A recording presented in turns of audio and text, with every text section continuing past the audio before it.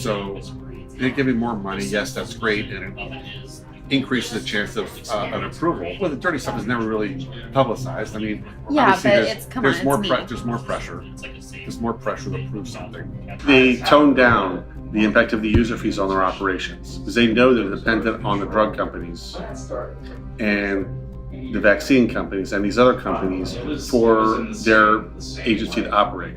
It'll be a recurring fountain of revenue. If they can get every person required at an annual vaccine, that is a recurring return of money. The drug companies, the food companies, the vaccine companies, they pay us hundreds of millions of dollars a year to hire and keep the reviewers to approve their products. Oh, there's a money incentive for Pfizer and the drug companies to promote additional vaccinations. Like how much money do they get? Well, I mean,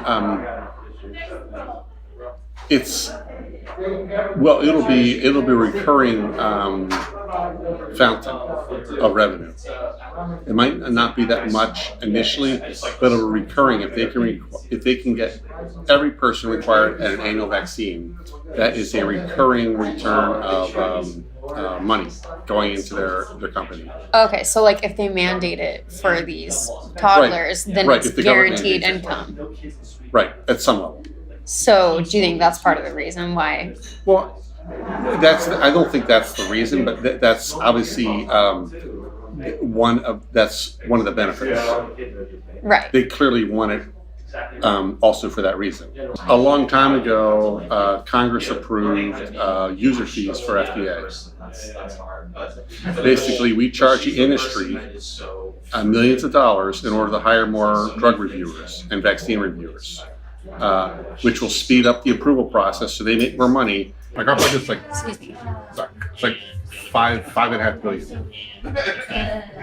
Wait, $5.5 billion for what? FDA's budget. There's almost $1 billion a year going into FDA's budget from the people we regulate. What do you mean the people? Well, the drug companies, the food companies, the vaccine companies. So they pay us hundreds of millions of dollars a year to hire and keep the reviewers to approve their products. And there's not a direct correlation.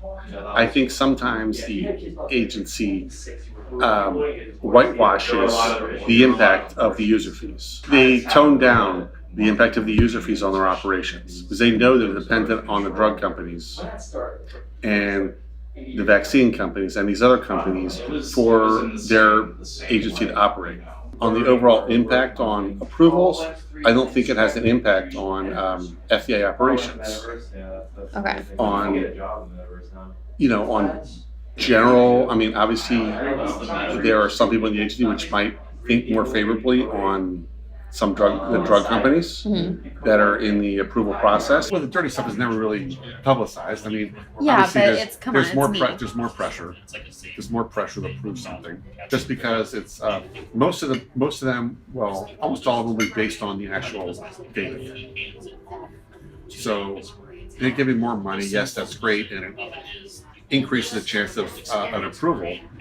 But if the data's not there, it comes and bites the reviewer in the ass, where they all approve it, and then there's adverse reactions, which we have to pull it off the market. Does that happen? It happens a lot. And all these organizations within FDA, they started to see all this cash in their eyes. It's like, oh, I need to grab some of that. And I think we've gone too far on that. They're getting a little overzealous in charging the user fees to other non-payroll expenses. Why would they do that? Well, why not? The money gets banked. It's not spent. It's a multi-year, and the money gets banked there, and you want to be able to spend it. Spend it on whatever you can, whether it's right or wrong. So then Congress approved it at a smaller level. They approved it mainly for payroll. But then also now it's supporting infrastructure and everything, just like this animal out there. I think it's probably excessive. But industry doesn't want to complain about it too much. But I think FDA is probably I think they're using it to cover other expenses that don't necessarily tie in with the need of the user fees. I don't think there's enough people saying there, like, look, that's fine, but that's not right, so we're not going to charge that. You don't want to be that person. You're not going to have a long shelf life in the agency if you're always that person. Always that person that's kind of like criticizing or suggesting that maybe we shouldn't be doing this. So if you speak out about it, if you see them, you're marked. What do you mean you're marked?